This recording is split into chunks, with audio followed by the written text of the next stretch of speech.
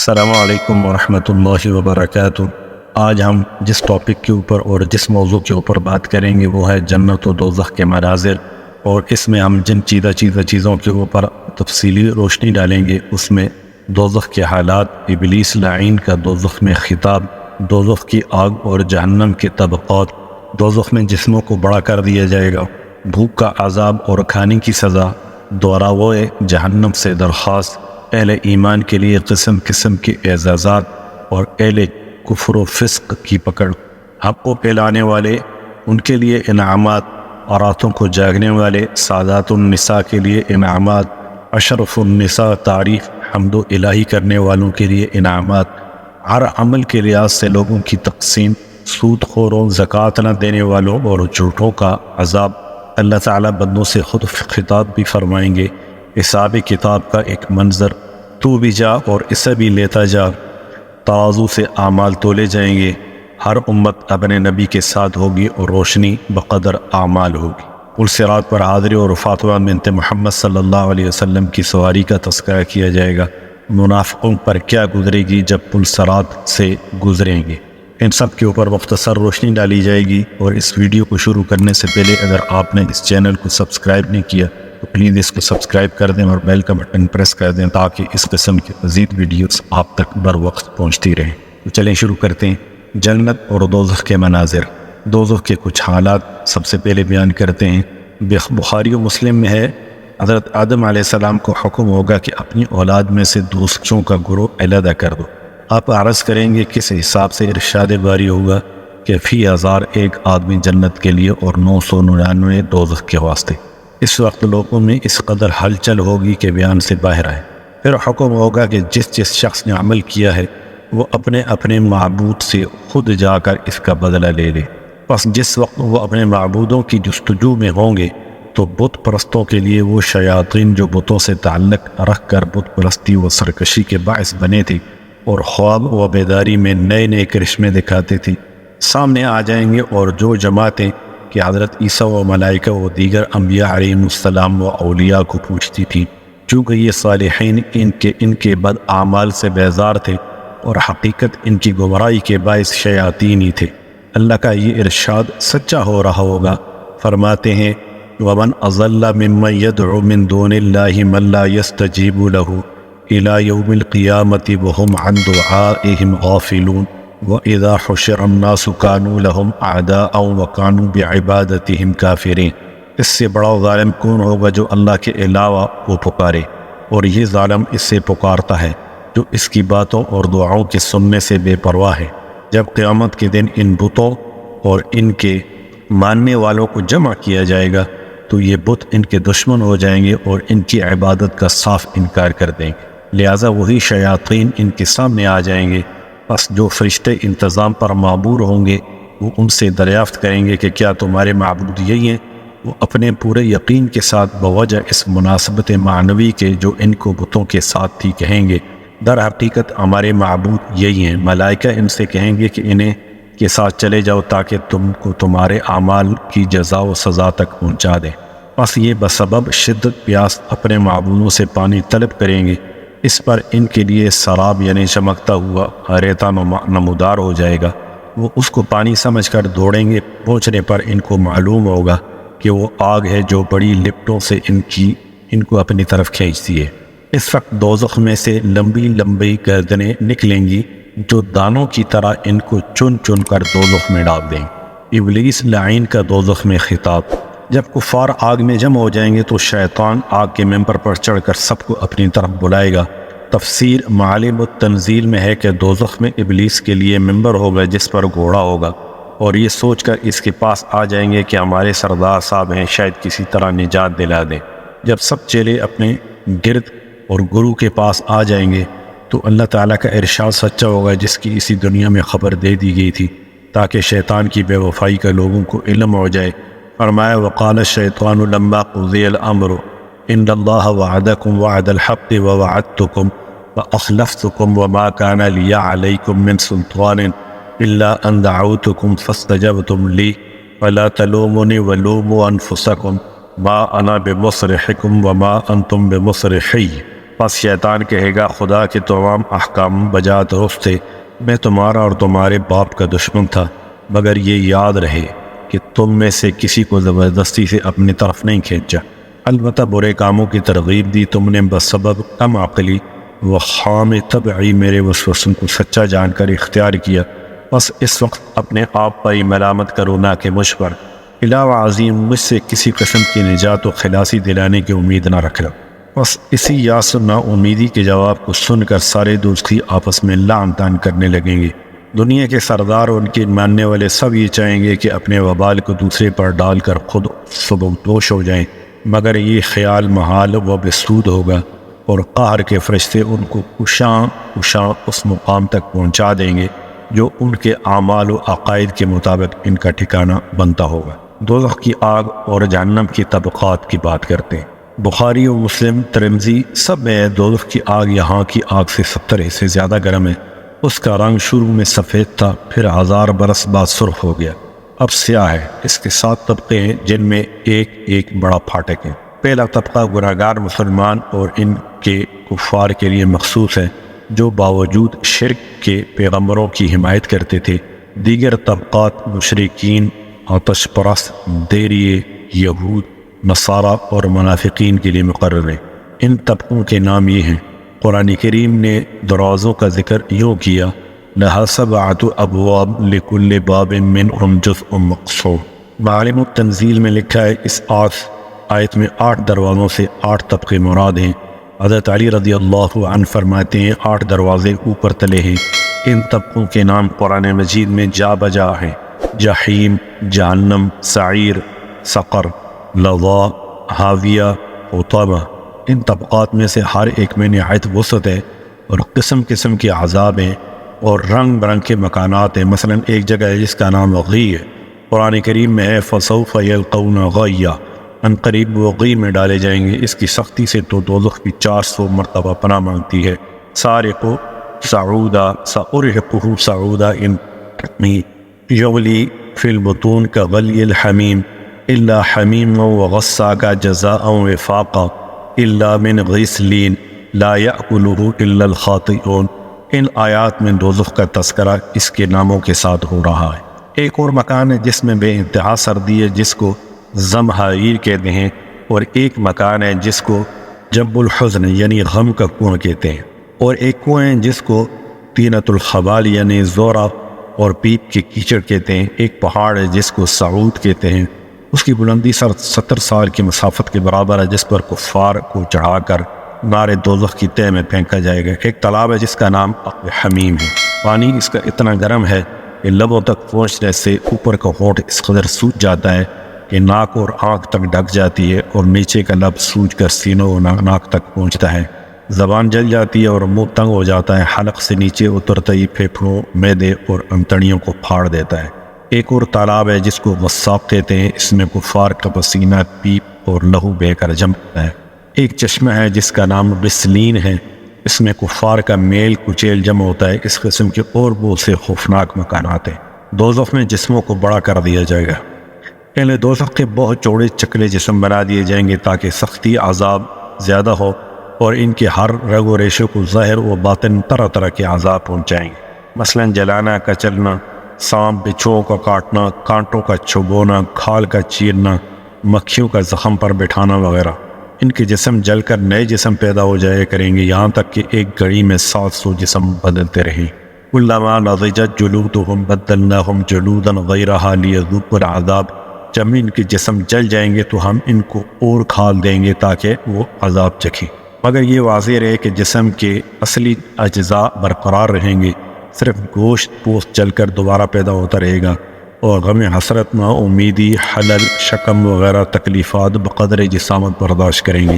بعض کافروں کی کھال 42 گز موٹی ہوگی، دانت پہاڑوں کی مانند، بیٹھنے میں 3 منزل کی مسافت کے برابر جگہ گھیریں گے۔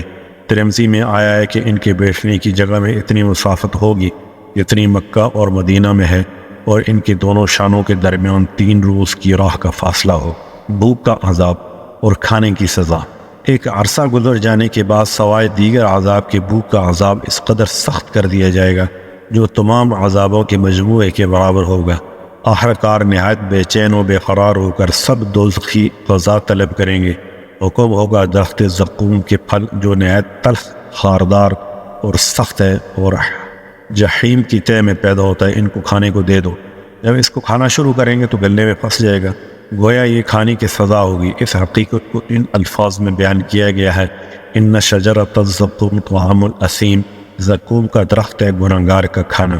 ایک اور جگہ ارشاد ہے وطعام ذا غصۃ وعذابا الیما، اور جب یہ کھانا حلق سے نہ اترے گا تو سوچیں گے دنیا میں تو پانی پی لیتے تھے، یہاں پینے کی جگہ کون سی ہے اور کہاں سے پیا جائے؟ تو پانی مانگیں گے، حکم ہوگا جحیم سے پانی لا دو۔ پانی کے منہ تک پہنچ رہی ہونٹ جل کر اتنے سوکھ جائیں گے، پیشانی و سینہ تک پہنچ جائیں گے، زبان سکڑ جائے گی، حلق ٹکڑے ٹکڑے ہو جائے گا، انتڑیاں پھٹ کر پخانہ کے راستے سے نکل پڑیں گی۔ ارشاد سقوا ماء حمیما فقطع امعاءهم، انہیں گرم پانی پلایا جائے گا جو ان کی انتڑیوں کو کاٹ ڈالے گا۔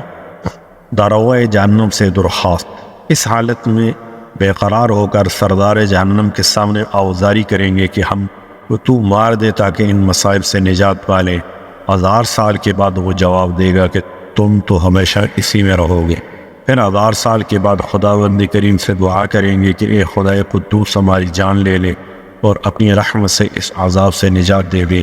1000 سال کے بعد بارگاہ عزیز سے جواب ارشاد ہوگا خبردار خاموش رہو، ہم سے استدعا نہ کرو، تم کو یہاں سے نکلنا نصیب نہ ہوگا۔ آخر مجبور ہو کر کہیں گے آؤ بھائی صبر کرو کیونکہ صبر کا پھل اچھا ہے، اور خداوند کریم کو تضریع و زاری کے ساتھ 1000 برس تک یاد کریں گے۔ آخر بالکل نا امید ہو کر کہیں گے بے قراری و صبر ہمارے حق میں برابر ہے۔ اسی طرح شکر نجات نظر نہیں آتی۔ یہ مضمون اوپر آیات کے اندر ہم نے بیان کیا ہے۔ وَنَادَوْا يَا مَالِكُ لِيَقْضِيَ عَلَيْنَا رَبُّكَ قَالَ إِنَّكُمْ مَاكِثُونَ، اور وہ پکاریں گے اے داروغہ جہنم تیرا رب ہمارا کوئی موت کا فیصلہ ہی کر دے، تو وہ کہے گا تم اسی میں پڑے رہو۔ قَالَ اخْسَئُوا فِيهَا وَلَا تُكَلِّمُونَ، ایک اور جگہ ارشاد سواء علینا اجزعنا ام صبرنا ما لنا من محیص، صبر و بے صبری ہمارے لیے برابر ہے۔ ایک اور جگہ ارشاد اخشروا الذین ظلموا وازواجہم، جب اللہ اور فرشتوں کی جانب سے جواب سنیں گے تو مایوس ہو جائیں گے، ان کی شکلیں بدل دی جائیں گی اور وہ گدھوں، بیڑیوں، بندروں، سانپوں اور دیگر حیوانات وغیرہ وغیرہ کی شکل میں ہو جائیں گے۔ دنیا میں جو لوگ تکبر کرتے ہیں ان کو میدان حشر میں لٹا کر پاؤں میں روم دیا جائے گا۔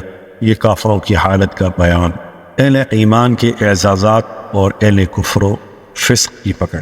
بخاری و ترمذی و مسلم میں ہے کہ میدان محشر میں مسلمانوں کی حالت مختلف ہوگی۔ نیک اعمال کے لحاظ سے بڑے چھوٹے مراتب ہوں گے۔ ایک جماعت جو خالصتاً توجہ اللہ ایک دوسرے سے ملاقات و محبت و جدائی و فراق کرتی تھی، خدا کی طرف دائیں طرف نور کے ممبروں پر ہوگی، اور بعض کو جو توکل سے آراستہ تھے اور مہمات دین و دنیا کو نہایت راستی سے انجام دیتے تھے کہ چہرے کو 14ویں رات کے چاند کی مانند بنا کر بے حساب و کتاب جنت کے لیے جدا کر دیا جائے گا۔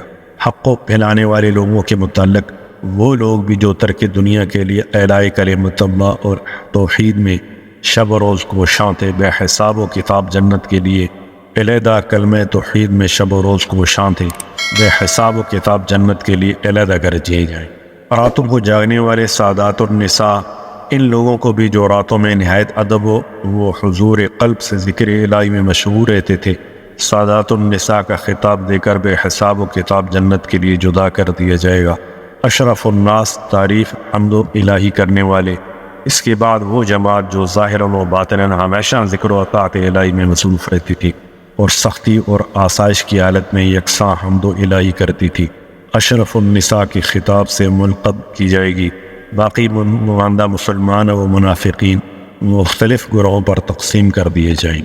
ہر عمل کے لحاظ سے تقسیم ہوگی، نمازی نمازیوں میں، روزہ دار روزہ داروں میں، حاجی حاجیوں میں، سخی سخیوں میں، مجاہد مجاہدین میں، منکسر المزاج اہل تواضع میں، محسنین و خوش اخلاق اپنی جنس میں، اہل ذکر و وظیفہ گزار، اہل خوف و ترحم، عادل و منصف، اہل شہادت، اہل صدق و وفا، علماء راسخین و زہاد، عوام کال انعام، حکام، ظالم، خونی و قاتل، زانی، دروغ و چور، رہزن، ماں باپ کو تکلیف دینے والے، سود خور، رشوت خور، حقوق العباد کو تلف کرنے والے شراب خور، یتیموں و مسکینوں کے مال کھانے والے، زکوٰۃ نہ دینے والے، نماز نہ پڑھنے والے، امانت میں خیانت کرنے والے، عہد کو توڑنے والے وغیرہ وغیرہ مختلف گروہوں میں منقسم ہو کر اپنے جنس میں جا ملیں گے۔ پھر ان گروہوں میں سے وہ لوگ جو مذکورہ صفات میں سے 2 یا 3 یا 4 یا اس سے زیادہ اوصاف رکھتے ہوں، جدا کر کے الگ الگ گروہوں میں تقسیم کر دیے جائیں۔ سود خوروں، زکوٰۃ نہ دینے والوں اور جھوٹوں کا عذاب۔ مویشیوں کی زکوٰۃ نہ دینے والوں کو میدان حشر میں مشت کے بل لٹا کر جانوروں کو حکم ہوگا کہ ان پر سے گزر کر پامال کر دو، پس وہ بار بار گزر کر ان کو رونتے رہیں۔ سود خوروں کے پیٹوں کو پھلا کر ان میں سانپ بچھو بھر دیے جائیں گے اور آسیب زدہ حالت میں ہوں گے۔ مصوروں کو یہ عذاب دیا جائے گا کہ اپنی بنائی ہوئی تصویروں میں روح ڈالیں۔ جھوٹا خواب بیان کرنے والوں کو مجبور کیا جائے گا کہ 2 جو کے دانوں میں گرہ لگائیں۔ چغل خوروں کے کانوں میں سیسا پگھلا کر ڈالا جائے گا۔ اسی طرح بعض فاسقین پر سرزنش و مواخذہ ہوگا۔ اللہ تعالیٰ کا بندوں سے خطاب۔ صحیح بخاری میں ہے کہ جس وقت میدان محشر کفار سے بالکل خالی ہو جائے گا اور ہر زمانے کے مسلمان میدان حشر میں ایک جمع ہو جائیں گے، تو خدائے قدوس ان پر ظاہر ہو کر فرمائے گا، اے لوگوں، تمام مذاہب و ادیان کے لوگ اپنی جگہ چلے گئے، تم کیوں اب یہاں ٹھہرے ہو؟ وہ عرض کریں گے کہ وہ تو اپنے معبودوں کے ساتھ چلے گئے، جب ہمارا معبود ہم کو اپنے ساتھ لے گا اس وقت ہم بھی اس کے ساتھ چلیں گے۔ ارشاد باری ہوگا، میں ہوں تمہارا معبود، آؤ میرے ساتھ چلو۔ لیکن چونکہ آدمی اس صورت کو نہ پہچانیں گے کہ یہ خدا کی تجلی ہے، کہیں گے کہ ہم سے پناہ مانگتے ہیں، تو ہمارا معبود نہیں ہے۔ خداوند تعالیٰ فرمائے گا، کیا تم نے اپنے معبود کو دیکھا ہے؟ وہ کہیں گے، ہماری کیا طاقت کہ ہم اس کو دیکھ سکتے۔ پھر خداوند کریم ارشاد فرمائے گا، تمہارے علم میں کوئی ایسی نشانی ہے جس کے ذریعے اس کو پہچان سکو؟ وہ کہیں گے، ہاں۔ پس وہ تجلی پوشیدہ ہو کر دوسری تجلی نمایاں ہوگی جس کا ذکر قرآن کریم میں ہے، یوم یکشف عن ساق ویدعون الی السجود، جس دن پنڈلی کھولی جائے گی اور سب کو سجدے کی طرف بلایا جائے گا۔ جب پنڈلی سے پردہ اٹھے گا، اس کو دیکھتے ہی سب کہیں گے، یہ تو ہی ہمارا پروردگار ہے، اور سب سر و سجود ہو جائیں گے، مگر منافقین بجائے سجدہ کرنے کے پشت کے بل گریں گے۔ حکم ہوگا، دوزخ و جنت کو میدان محشر کے درمیان رکھو۔ حساب کتاب کا ایک منظر۔ اس کے بعد اعمال کا حساب میدان حشر میں لیا جائے گا۔ سب سے پہلے نماز کا حساب اس طور پر لیا جائے گا کہ اپنی تمام عمر میں کتنی نمازیں اس نے پڑھی ہیں، وہ کتنی ذمہ واجب ہیں، اور ارکان و آداب و ظاہر و باطنی کتنی ادا کیے ہیں، اور کس قدر نوافل پڑھے ہیں، اور اگر اس کے فرائض ترک ہوئے ہوں تو ایک فرض کے عوض میں 70 نوافل قائم ہو سکیں گے۔ نماز انسانی صورت میں حاضر ہو جائے گی۔ جو نمازیں بلا خشوع خضوع و ذکر الہی و ردود وظائف پڑھی ہوں گی وہ بے دست و پا ہوں گی۔ جن نمازوں میں ان امور مذکور کا لحاظ رکھا گیا وہ نمازیں آراستہ و پیراستہ ہوں گی۔ اس کے بعد دیگر عبادات بدنی کا بھی، مثلاً روزہ، حج، زکوٰۃ اور جہاد کا اسی طور پر حساب و کتاب ہوگا۔ نیز زہد، حرص، دینی علوم، خون، زخم، عقل و شرب، ناجائز خرید و فروخت، حقوق العباد وغیرہ وغیرہ کا حساب ہوگا۔ ظالموں سے مظلوموں کو اس طرح طور سے بدلہ دیا جائے گا کہ اگر ظالم نے نیکیاں کی ہیں تو اس کے حسب ظلم مظلوم کو دلوائی جائیں گی، اور اگر نیکیاں نہیں ہیں تو مظلوم کے گناہ حسب اندازہ ظلم ظالم کی گردن پر ڈالے جائیں گے۔ البتہ ظالموں کا ایمان و عقیدہ کسی کو نہ دیا جائے گا۔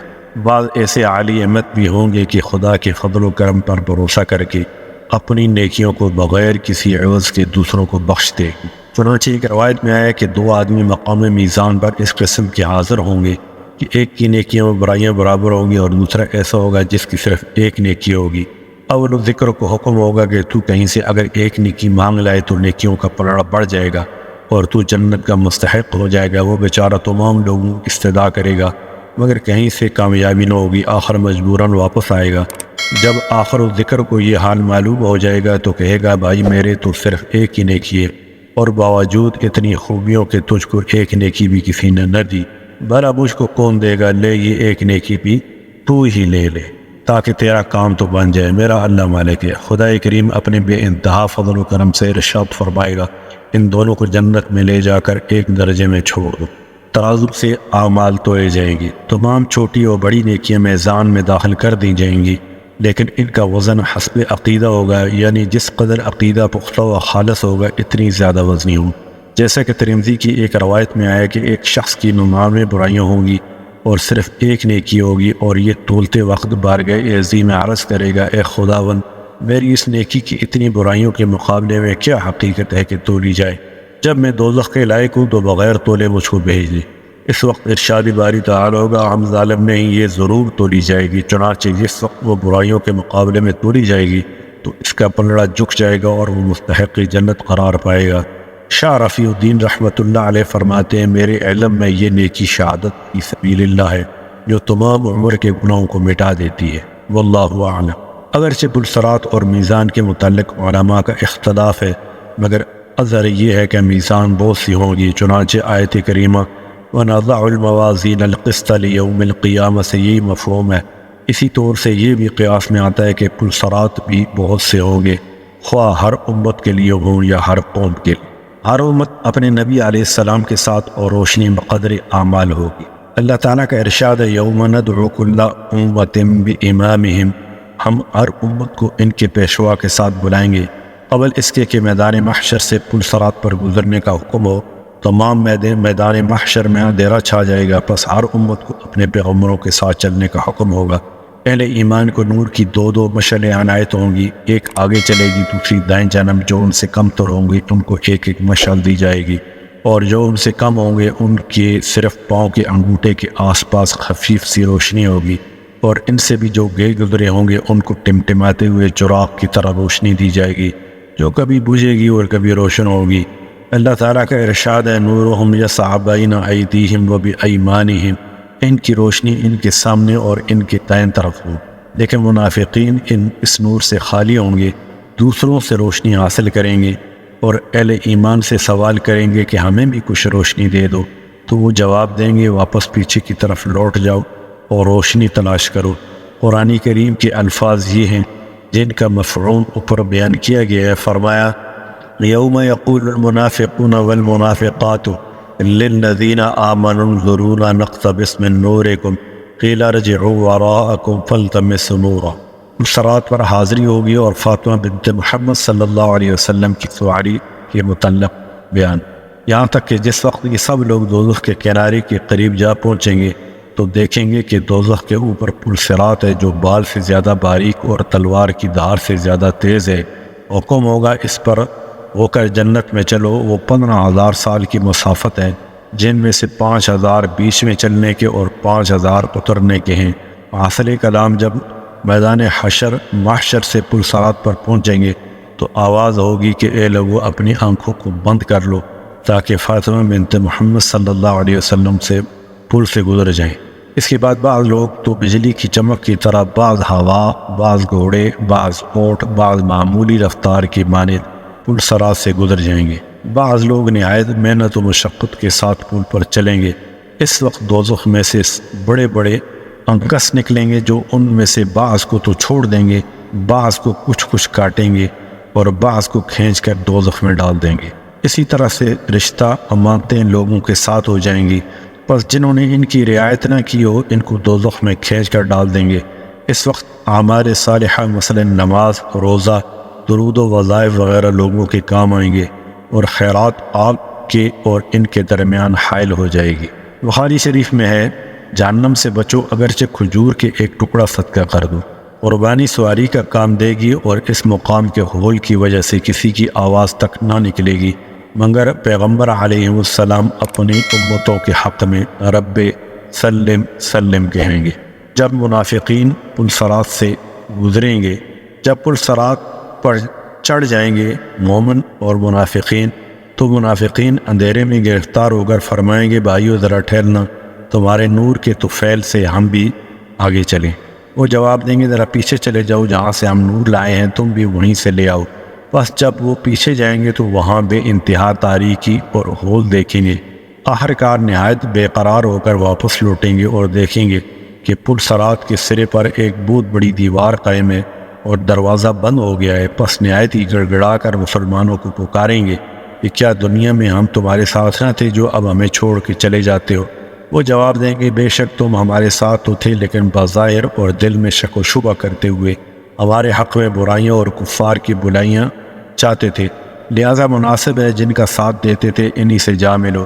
اللہ تعالیٰ کے جس ارشاد عالی کا یہ مفہوم بیان کیا گیا ہے، اس کے مبارک الفاظ یہ ہیں: یوم یقول المنافقون والمنافقات للذین آمنوا انظرونا نقتبس من نورکم قیل ارجعوا وراءکم فالتمسوا نورا فضرب بینہم بسور لہ باب باطنہ فیہ الرحمۃ وظاہرہ من قبلہ العذاب ینادونہم الم نکن معکم قالوا بلی ولکنکم فتنتم انفسکم وتربصتم وارتبتم وغرتکم الامانی حتی جاء امرکم وغرکم باللہ الغرور۔ ابھی وہ ایران و سرگرداں ہو رہے ہوں گے کہ کہاں جائیں، تو اسی اثناء میں آگ کے شعلے ان کو گھیر کر انہیں جہنم کے سب سے نیچے درجے میں پہنچا آئیں۔ اللہ تعالیٰ کا یہ فرمان آج بھی قرآن کریم میں ہے تاکہ لوگ منافقوں والی عادات سے بچ کر سچے مسلمان بن جائیں۔ فرمایا قولہ تعالیٰ ان المنافقین فی الدرک الاسفل من النار، منافق مسلمانوں کے بدخواہ، کافروں کے خیر خواہ دوزخ کے سب سے نیچے کے طبقے میں ہوں گے۔ ادھر منافقوں کا یہ حال ہوگا اور ادھر مسلمان جو بجلی و ہوا کی رفتار کے موافق پل صراط سے گزریں گے، وہ پل کو عبور کر کے کہیں گے ہم نے تو سنا تھا کہ رستہ میں دوزخ آئے گی، لیکن ہم نے تو دیکھا بھی نہیں۔ اور وہ لوگ جو سلامتی کے ساتھ گزریں گے وہ پل صراط سے اتر کر میدان میں ان سے جا ملیں گے۔ دنیا میں جو ایک دوسرے سے شکایت رکھتے تھے وہ سب ایک ہو جائیں گے۔ السلام علیکم ورحمۃ اللہ وبرکاتہ۔